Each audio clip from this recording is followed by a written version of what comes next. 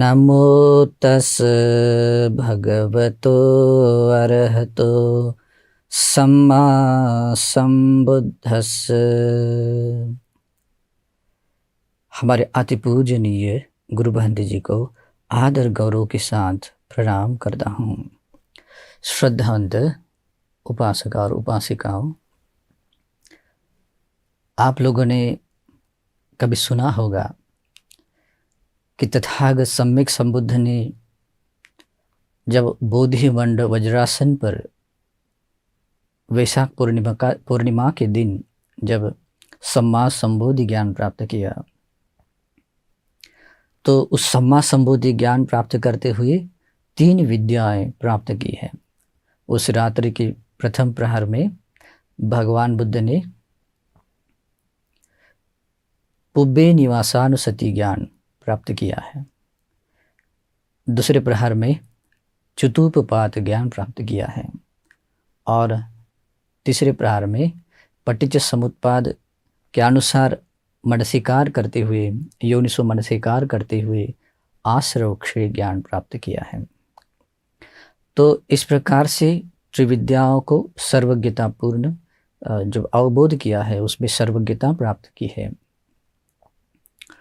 तो भगवान बुद्ध ने इस प्रकार के बोध होने के बाद लोगों को यह प्रतिज्ञा दी है, जब उन्होंने ये पटिच्च समुत्पाद का अवबोध किया है कि मैंने सम्मा संबोधि ज्ञान प्राप्त किया है। ये प्रतिज्ञा दी है, तब तक नहीं दी है जब तक उसका अवबोध नहीं हुआ है। इसलिए इस संसार में संसार के सभी सत्वों को ये ज्ञात हुआ कि भगवान सम्मा संबुद्ध है। और ऐसे सर्वज्ञ तथागत सम्यक संबुद्ध ने जो स्वयं परिनिब्बान प्राप्त किया है, स्वयं अर्हत्व प्राप्त किया है, लोगों को भी अर्हत्व प्राप्त करने के लिए, निब्बान प्राप्त कराने के लिए इस धर्म की देशना दी है। तो ऐसे निर्वाण प्राप्त, अर्हत्व प्राप्त तथागत सम्यक संबुद्ध ने जो धर्म की वाणी बताई है, उस वाणी के हर शब्द में, हर पदों में विमुक्ति का, निर्वाण का ही स्वाद है। उसमें एकमात्र स्वाद है, दूसरा स्वाद नहीं है। जैसे भगवान ने इसी बात को अनेक जगह पर बताया है।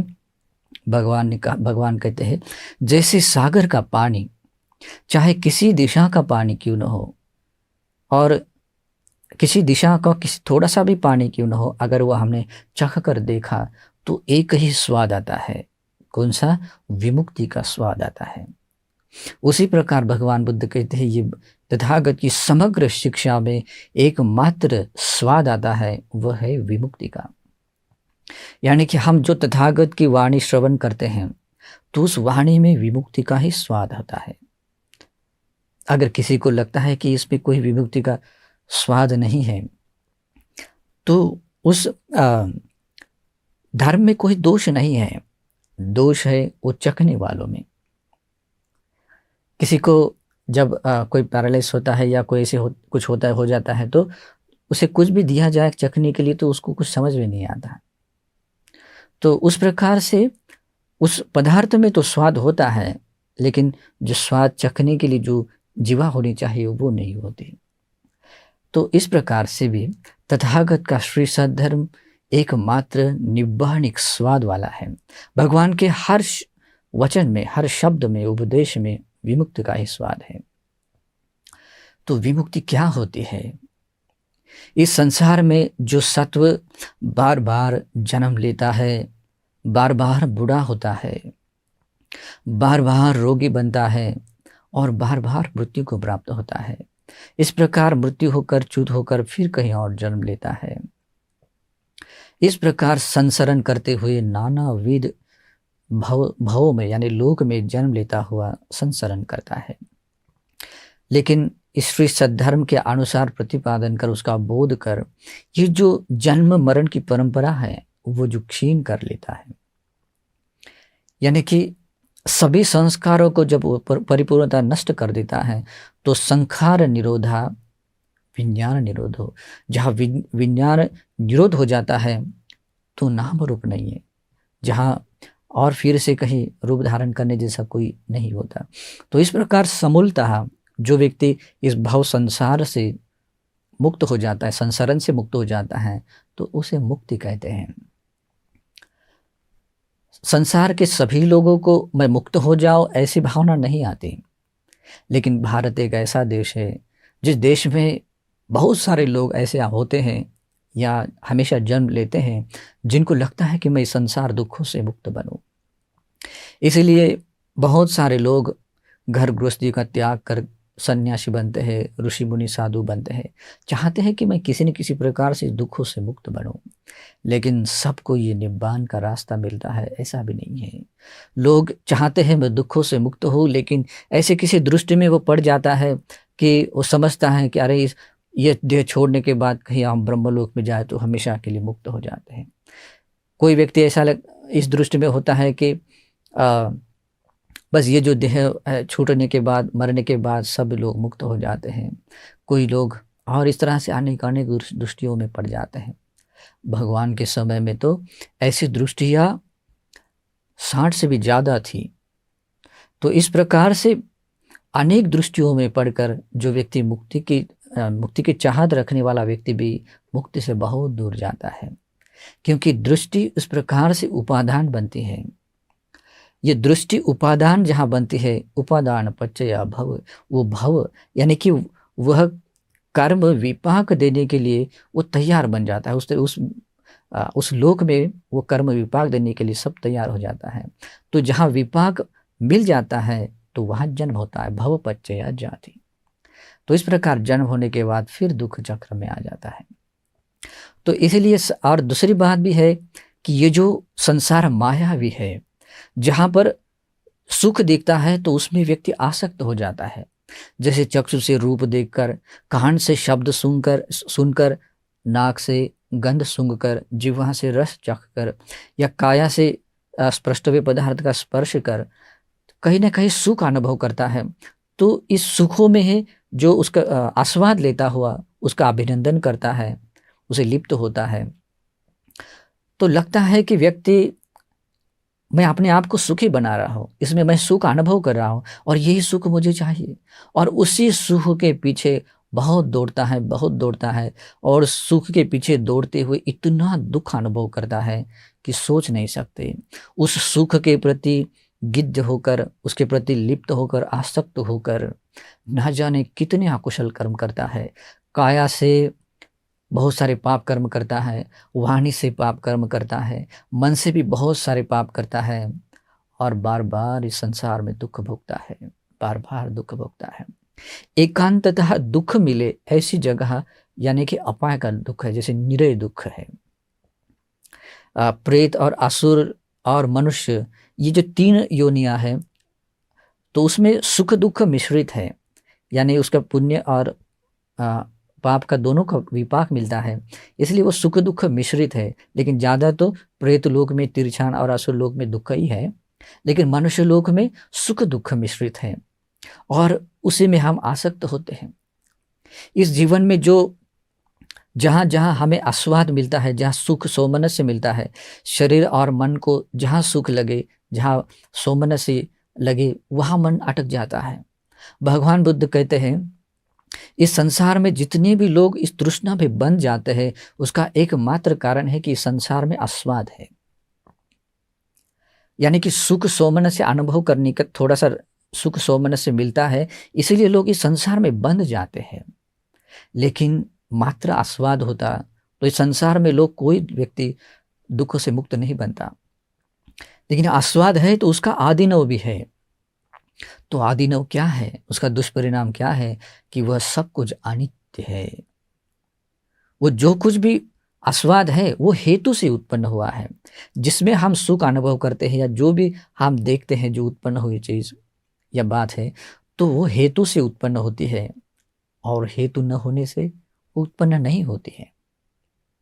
तो इसीलिए कि वो अनित्य है, हेतु से उत्पन्न होने के कारण अनित्य है। जो अनित्य है वह दुख है। वह जो अनित्य है, दुख है, विपरिणाम स्वभाव का है, जो बदलने के स्वभाव का है, उसे कैसे मैं मेरा कह सकते हैं। और आत्मा भी कैसे कह सकते हैं, वह तो अनात्म है। तो इस प्रकार से उसका आदि न है।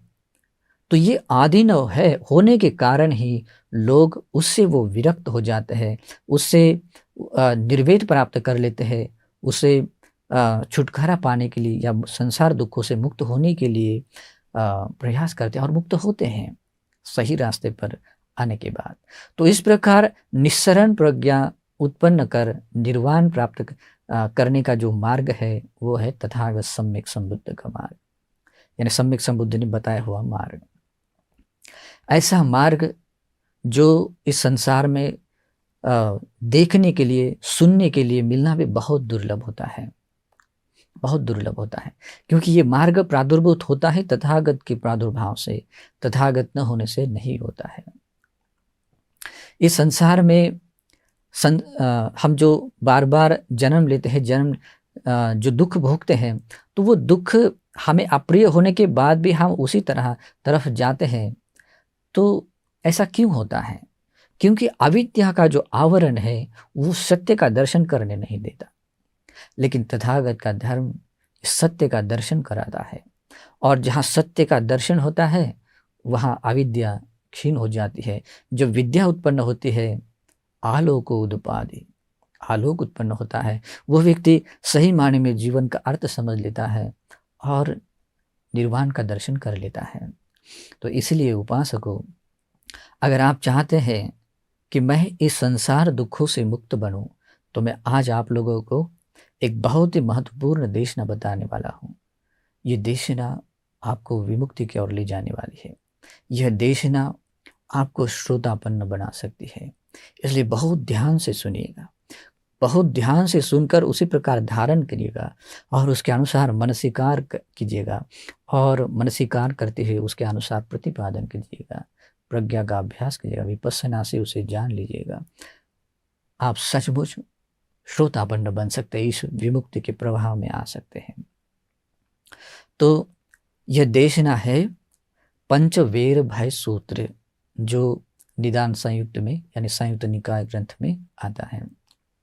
एक दिन जब भगवान बुद्ध श्रावस्ती में विहार कर रहे थे, तब अनाथ पिंडक गृहपति भगवान के पास आता है, भगवान को अभिवादन कर एक और बैठता है, और एक और बैठने के बाद भगवान अनाथ पिंडक गृहपति को बोलता है, गृहपति, जब कोई व्यक्ति 5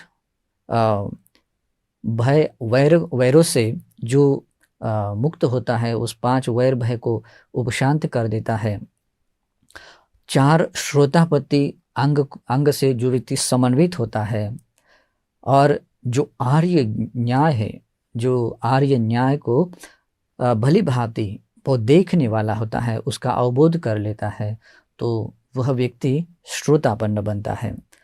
वह चाहे तो अपने बारे में इस प्रकार से वो घोषणा कर सकता है, बता सकता है कि मेरा निरय जाना या निरय गमन क्षीण हो चुका है, मेरा तिरछान योनि में जाना उसे क्षीण हो चुका है, मेरा प्रेत लोक में जाना क्षीण हो चुका है, मैं उसे नहीं जाऊंगा, यानी कि उसे वो नष्ट हो चुका है, मेरा जो अपाय दुर्गति का जो भी मार्ग है वो पूरी पूर्णतः क्षीण हो गया है, और मैं श्रोतापन्न बन गया हो, ऐसा वो घोषणा कर सकता है।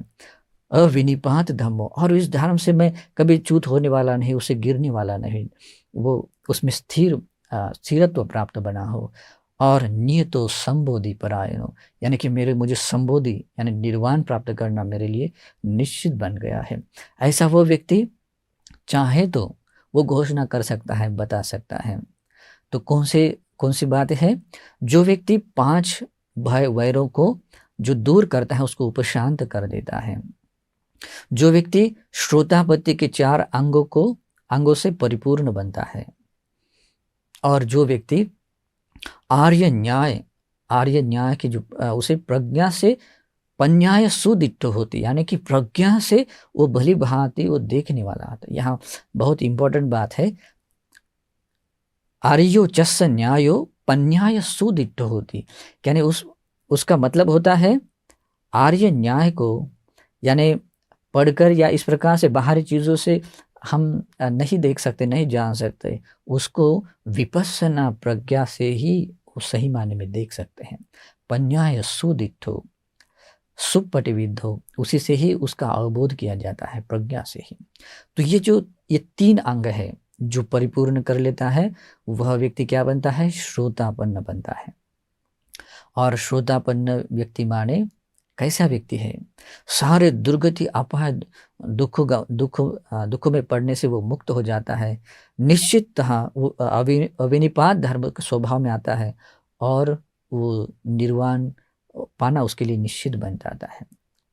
निर्वाण पाना निश्चित बन जाता है, यानी कि वो विमुक्ति के प्रवाह में आ जाता है। इसलिए उसे श्रोत आपन्न, स्रोत में आया हुआ व्यक्ति कहलाते हैं। तो अगर आप चाहते हैं कि मैं भी श्रोतापन्न बनूं, तो आपको चाहिए कि इस प्रकार के ये 3 धर्म को समझ लें। सभी लोगों को इस धर्म का एक ही क्षण में सुनने के बाद वो अवबोध हो जाए, ऐसे नहीं है। भगवान के समय में ऐसे थे, जिन लोगों ने ये धर्म के कुछ पद मात्र सुने, सुनकर जो मुक्ति के रास्ते पर आ गए, वे लोग, वैसे लोग भगवान के समय में बहुत थे। उनको कहते थे उद्घटितान्यु, यानी कि कोई धर्म की कोई एक गाथा भी क्यों न हो, वो पूरी होने से पहले ही जो उसको धर्म का अवबोध हो जाता है, धर्म चक्षु उत्पन्न हो जाता है और वो धर्म चक्षु उसके श्रोतापन्न बनाता है। जैसे कि सारिपुत्र बनते एक ही गाथा सुनते हैं, एक ही गाथा सुनते हैं, जो कुछ भी समुदय धर्म है वह निरोध धम्मा है, यानी कि यंकिंचिस जो ये धम्मा हेतु प्रभवा, जो कुछ भी उत्पन्न होता है हेतु से उत्पन्न होता है।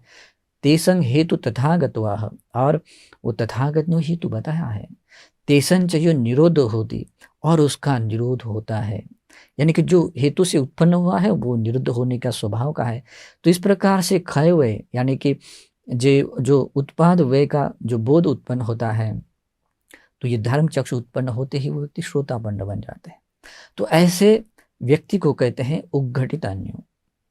कुछ व्यक्ति ऐसे होते हैं कि धर्म की जो गाथा है या पद है, उसका जब विस्तार से जब सुनते हैं, तो उसको विस्तार से सुनते सुनते उसको पन्या या सुदित होती, वो प्रज्ञा से वो उसको देख लेता है, अनुभव कर लेता है, जान लेता है, और वो व्यक्ति श्रोतापन्न सकृदयानी बनता है।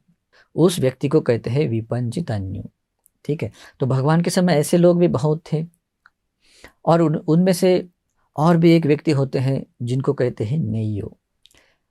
जो ऐसे व्यक्ति होते हैं जिनको कल्याण मित्र की संगति करके उनके साथ हमेशा रहकर धर्म श्रवण करते हुए जो भी उसके लिए प्रत्यय लगने वाली बात है, जो एक वो परिपूर्ण करते हैं, और इस प्रकार धर्म को समझते हुए वो प्रज्ञा से उसका बोध कर लेते हैं, तो उसको नेय कहते हैं। तो वो व्यक्ति, उस व्यक्ति को धर्म का बोध थोड़ा सा धीरे लेट, मतलब बहुत काल के बाद हो जाता है। और उसके बाद में भी एक व्यक्ति होता है जो पद परमो कहलाता है। पद परमो यानी वो बहुत मेहनत करता है धर्म का बोध करने के लिए, अपने भीतर बहुत सारे गुणों को बढ़ाता है, अभ्यास करता है, लेकिन उसको प्रज्ञा से देखने का वो जो इंद्रिय है वो परिपूर्ण नहीं होता। इसलिए वो व्यक्ति उस जीवन में तो कोई मार्गफल प्राप्त नहीं करता, लेकिन वो व्यर्थ गया ऐसा नहीं है। जब वो व्यक्ति इस प्रकार से पद परम होने के बाद भी इस जीवन में बहुत अभ्यास करता है, हो सकता है वो अपना यह देह छोड़ने के बाद जब देवता लोक में जाता है और वहाँ पर कोई धर्म सुनता है, तो अपनी प्रज्ञा इंद्रिय को या श्रद्धा, वीर्य, स्मृति, समाधि और प्रज्ञा इंद्रिय को और पुष्ट होने के कारण, बलवत होने के कारण वो उसका अवबोध कर लेता है और वो श्रोतापन्न आदि बन सकता है। अगर वो वहाँ पर भी अगर अवबोध नहीं कर सका, फिर भी उसका व्यर्थ नहीं जाता, उसको कभी ना कभी तो धर्म का अवबोध हो ही जाता है। जैसे कि एक उदाहरण है, देखो, एक ब्राह्मण था जो श्रावस्ती में रहता था। वो हमेशा जो कुछ भी वो पा लेता है उसमें से कुछ ना कुछ तो उसका अग्रभाग दान देता था। अगर वो खेती से कुछ लाता है तो जो बीज बोने के समय में वो अग्र दान देता था, यानी कि प्रथम किसी न किसी को दान देता था। तो इस प्रकार जब धान घर में लाते हैं तो वो तब भी अग्र दान देता था, जब खाता है तो उसका भी अग्र दान देता था। तो इस प्रकार वो 5 स्थानों में वो अग्र दान देने वाला था। भगवान एक दिन सुबह सुबह अपने बोधि चक्षु से देखते हैं कि इसके इंद्रिय धर्म अभी परिपूर्ण हुए हैं, और भगवान उसके चारिका करते हुए उसके वहाँ पर आते हैं। और उस समय वो ब्राह्मण दरवाजे की ओर पीट कर खाना खा रहा था, और वो ब्राह्मणी भगवान को देखती है अभी, और वो दोबारा भोजन बनाना नहीं चाहती थी, लेकिन इसलिए भगवान को ज़ोर से अगर कुछ शब्द करो तो वो ब्राह्मण देख लेगा, और वो ब्राह्मण देख लेगा तो वो ज़रूर वो अपना भोजन दे देगा, और ऐसे देगा तो मुझे और भोजन बनना बहुत मुश्किल है। इसलिए वो बिना कुछ कहे जाने की प्रतीक्षा करते हैं, लेकिन भगवान नहीं जाते हैं। तो वो इशारों से थोड़ा कहती हैं कि आगे आगे जाइए करके। तो भगवान इस प्रकार से एक संकेत करते हैं कि जो भगवान लोकनाथ है, सम्यक संबुद्ध है, लेकिन वो भी अपनी गर्दन को इस तरह से हिलाते हैं कि मैं नहीं जाऊंगा करके। तो इस प्रकार एक तथागत लोकनाथ इस प्रकार से संकेत करते हैं, तो उसको हंसी कंट्रोल नहीं होती और वो बहुत ज़ोर से हंसती है। तो वो ब्राह्मण उस ब्राह्मणी को कहता है कि हे वसली, तो यहाँ इस तरह से क्यों हंस रही है? तो वो देखता है कि भगवान बुद्ध वहाँ आए हैं, तो उसको ब्राह्मणी को डांटता है, और वो भगवान की तरफ आता है और भगवान को कहता है कि मैं अग्र दान देने वाला व्यक्ति हूँ, लेकिन आज मेरा शेष खाया हुआ भाग है, तो वो शेष भाग आप स्वीकार करें। तब भगवान को उस समय में एक वो प्रश्न करता है कि ब्राह्मण किसे कहते हैं? तो भगवान बुद्ध उसके सर्वज्ञता ज्ञान से, अपने पुरुष इंद्रिय ज्ञान से देखते हैं कि उसने अपने पूर्व जन्म में किस प्रकार का अभ्यास किया हुआ है। तो वो ब्राह्मण काश्यप सम्यक संबुद्ध के शासन काल में पंच उपादान स्कंद के बार बार उसके सज्जायना किया हुआ था, उसका उसने पाठ किया हुआ था। उसके और किसी उपदेश को अगर बताऊंगा तो उसे कुछ लाभ नहीं होगा, लेकिन इस प्रकार को बताऊंगा तो तुरंत समझ जाएगा करके भगवान बुद्ध एक गाथा में ही बताते हैं कि जो व्यक्ति पंच उपादान स्कंद के उदय वे को जानता है, आदि प्रकार से वो गाथा बताते हैं, तो वो दोनों भी ब्राह्मण और ब्राह्मणी भी अनागामी अवस्था को प्राप्त हो जाते हैं। तो इस प्रकार से कोई व्यक्ति इस प्रकार अभ्यास करता है, सज्जायना करता है, तो व्यर्थ नहीं जाता, उसको कहीं ना कहीं तो उसका धर्म का अवबोध यानी विमुक्ति का साक्षात्कार होने में वो हेतु बनता ही है। इसीलिए उपासकों तथागत का श्री सद्धर्म अवबोध करने वाले जो लोग थे, जैसे उद्घटितान्यु विपंचितान्यु, ये लोग अभी होंगे ऐसा नहीं कह सकते, क्योंकि अभी बहुत समय बीत गया है और इस प्रकार के पुण्यशाली लोग बहुत कम है। क्योंकि कम इस मायने में है क्योंकि अभी उम्र कम होने के कारण स्मृति दुर्बल हुई है और चित्त की क्लिष्टता अधिक बढ़ गई है, इसलिए उसका बोध थोड़ा मुश्किल है। लेकिन नेयों का जो गुण धर्म है वो आज भी हो सकते हैं, पद कर्म तो होंगे ही, लेकिन उस प्रकार होना चाहिए। अगर ऐसे है तो उन लोगों के लिए भी ये जो देशना है वो अपने अनुकूल देखकर उस प्रकार अभ्यास करना चाहिए। तो कैसे कोई व्यक्ति इन 5 भय वैर से मुक्त हो जाता है? कोई व्यक्ति हिंसा करता है, तो हिंसा करता है तो इस जीवन में भी उसको भय और वैर पैदा हो जाता है। परलोक में जाने के बाद कभी उसको भय और वैर पैदा हो जाता है, और इस प्रकार उभयता भय वैर से वैर का कारण उसकी जीव हिंसा करना होता है। लेकिन जब वो व्यक्ति जीव हिंसा से विरत रहता है, जीव हिंसा से विरत रहने की शिक्षा ग्रहण करता है, तो उसका जो वैर और भय होता है वो उपशांत हो जाता है। इस प्रकार भगवान कहते हैं कि वह व्यक्ति भय वैर को उपशांत कर देता है।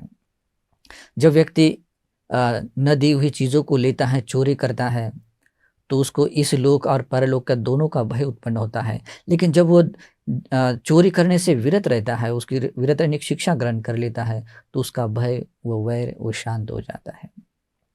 जब व्यक्ति व्यभिचार करता है तो व्यभिचार से भय और वैर पैदा होता है, इस लोक का भी और परलोक का भी। लेकिन जब वो उससे प्रति विरत रहता है और उस शील से परिपूर्ण बनता है, तो वो अपने भय और वैर को शांत कर देता है।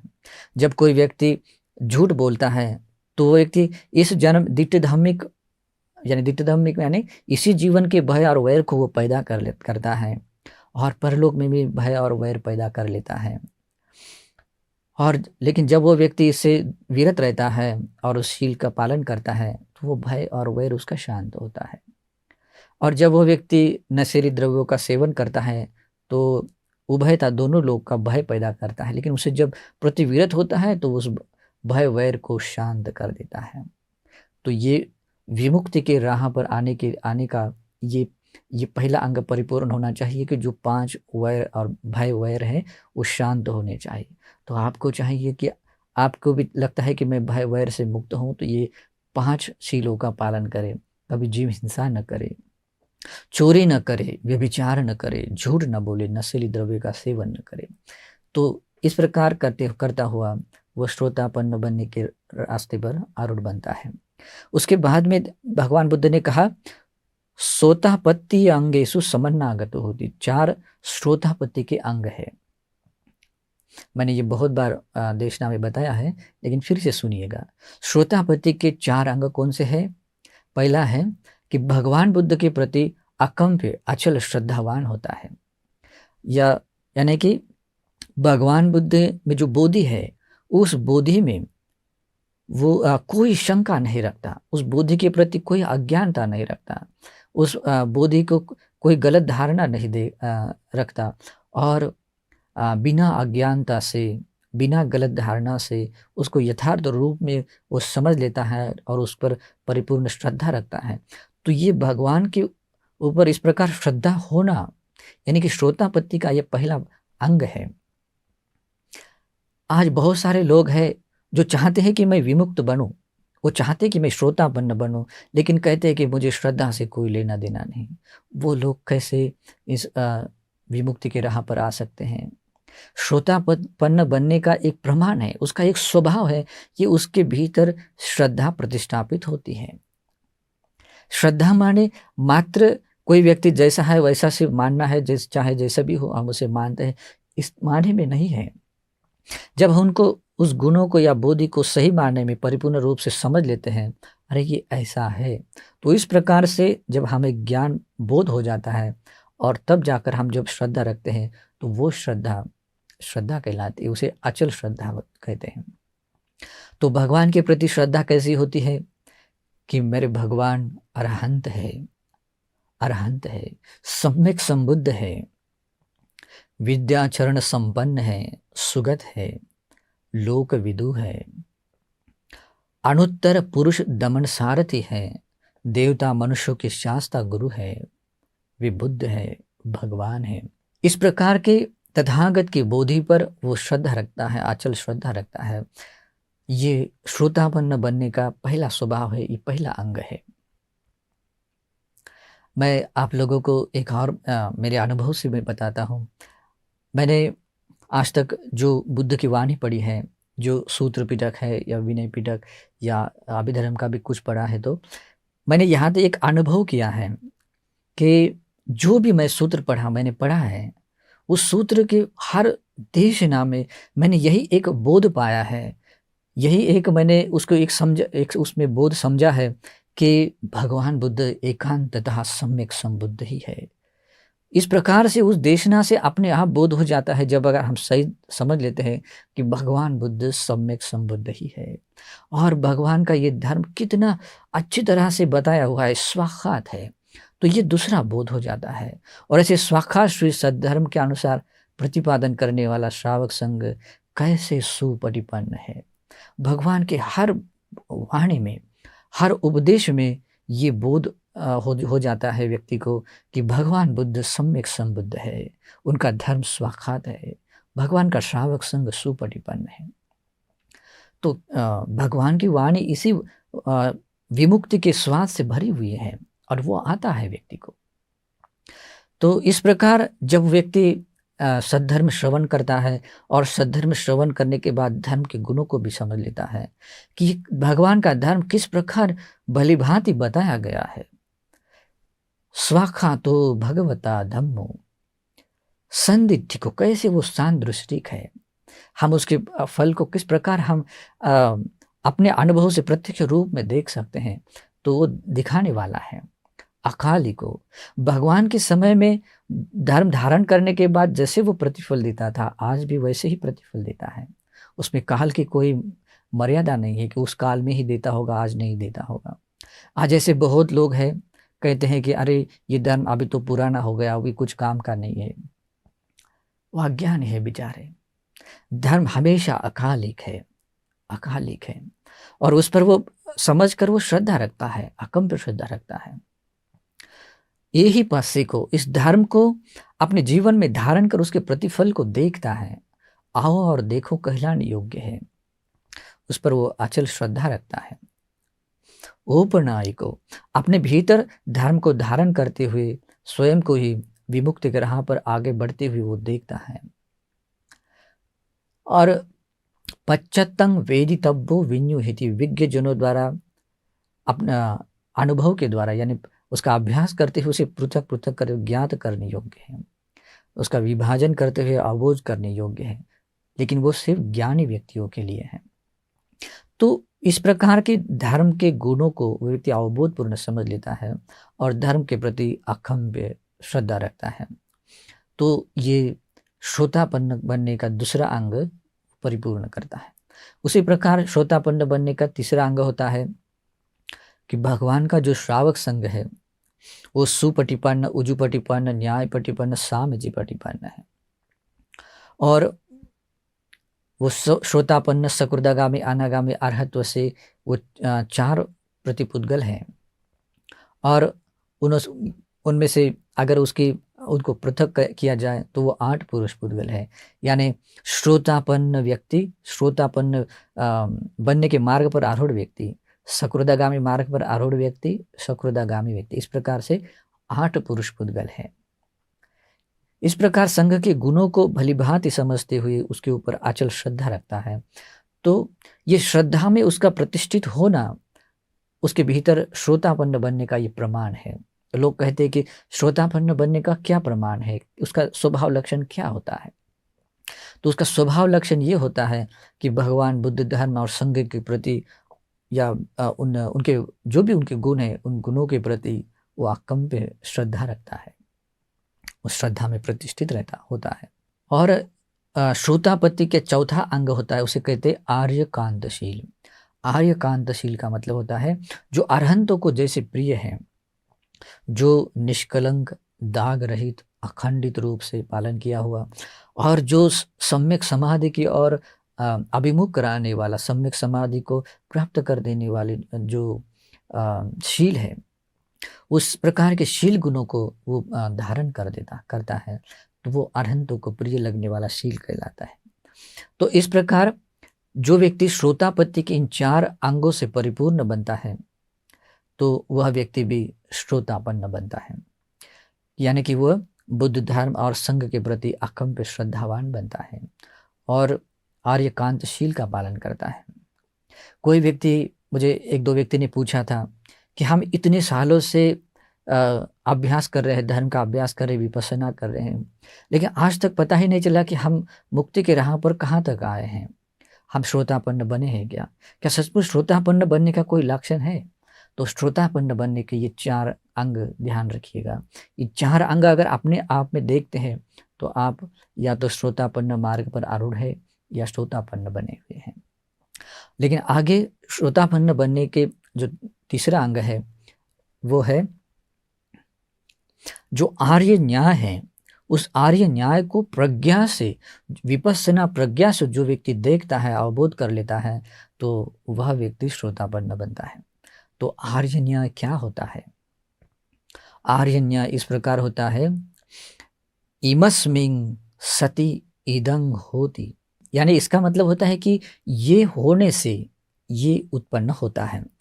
इमस्मिंग असति इदंग न होती, अगर ये नहीं होता है तो ये नहीं होता।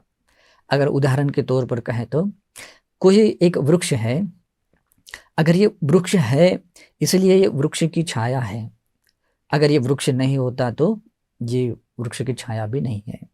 इस प्रकार उसको कहते आर्य न्याय, ये होने से ये होता है, ये न होने से ये नहीं होता। भगवान बुद्ध कहते हैं इमस्स उपादा इदं उपज्जति, इमस्स निरोधा इदं निरुज्यति, यानी कि अगर ये उत्पन्न होता है तो ये उत्पन्न होगा ही, अगर उसका कारण उत्पन्न हुआ तो उसका जो परिणाम है उत्पन्न होगा ही। अगर ये निरुद्ध हो जाता है तो उसका परिणाम भी निरुद्ध हो जाता है।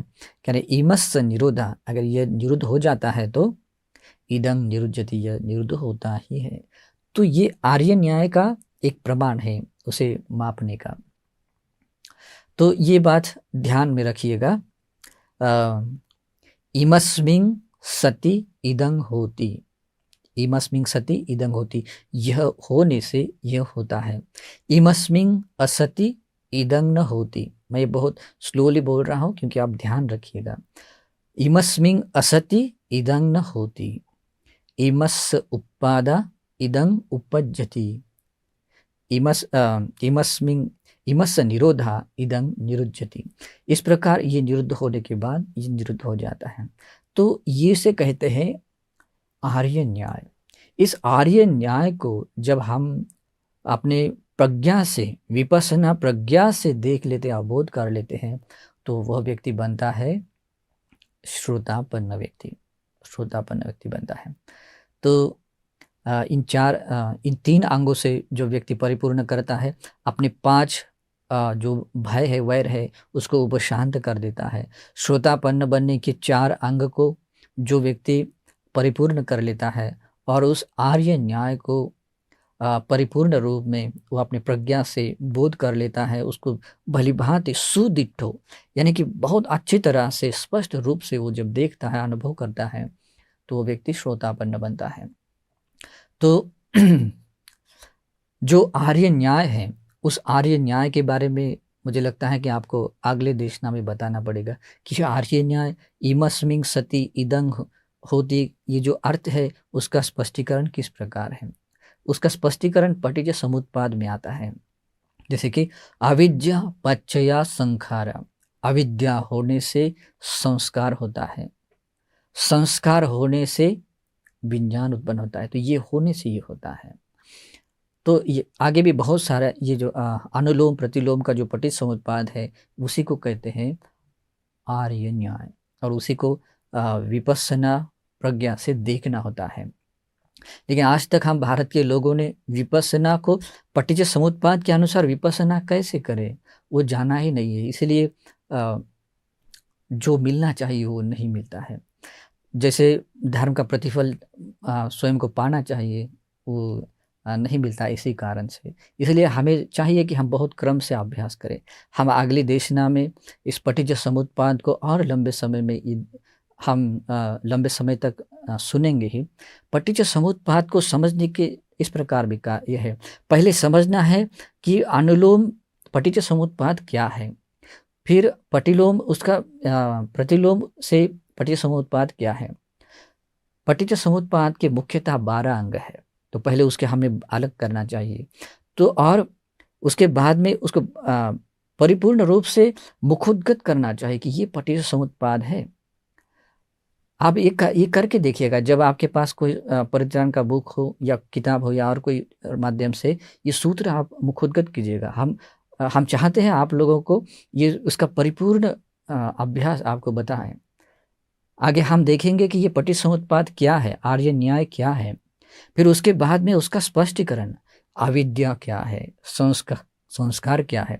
जैसे कि अविद्या कहे तो दुखे अज्ञान, दुख का अज्ञान होना ही अविद्या है। दुख समुदय अज्ञान, दुख का समुदय के बारे में जो अज्ञान है वो अविद्या है। इस प्रकार से आर्य सत्य का बोध नहीं होना ही अविद्या है। तो इस प्रकार का जो स्पष्टीकरण है, तो उस स्पष्टीकरण को समझना जरूरी होता है।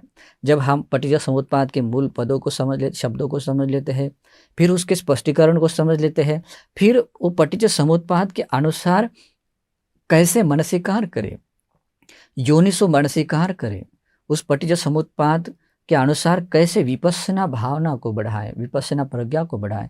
तो ये क्रम से उसका अभ्यास है। तो हम आप लोगों को क्रम से ये अभ्यास सिखाने वाले हैं। तो अगले देशना आने तक आप पटिज समुत्पाद के मूल सूत्र को मुखोद्गत कीजिएगा। उसका हम आर्य न्याय के हिसाब से अगले देशना में आप लोगों को बताऊंगा, और उसके बाद में और क्रम से भी अभ्यास करने का तरीका बताऊंगा।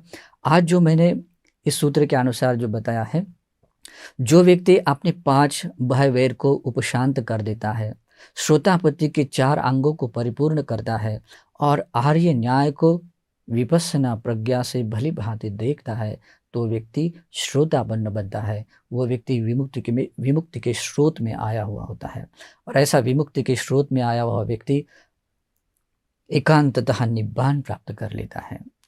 आगे इस श्रोतापति मार्ग के बारे में या विमुक्ति के मार्ग के बारे में हम विस्तार से सुनेंगे ही। आज जो मैंने ये जो देशना बताई है, तो ये देशना आप लोग सभी लोगों को इस धर्म के रास्ते पर आने के लिए, अपने भीतर विमुक्ति का अवबोध कराने के लिए ये हेतु प्रत्यय बने, और इस धर्म के रास्ते चलने के लिए सभी को सुख शांति आयुष्य आरोग्य बल मिले करके हम आशीर्वाद मंगल मैत्री करते हैं। सुखी निदुखा निरोगा हुंतु निब्बानस पच्चयोतु। नमो बुद्धाय।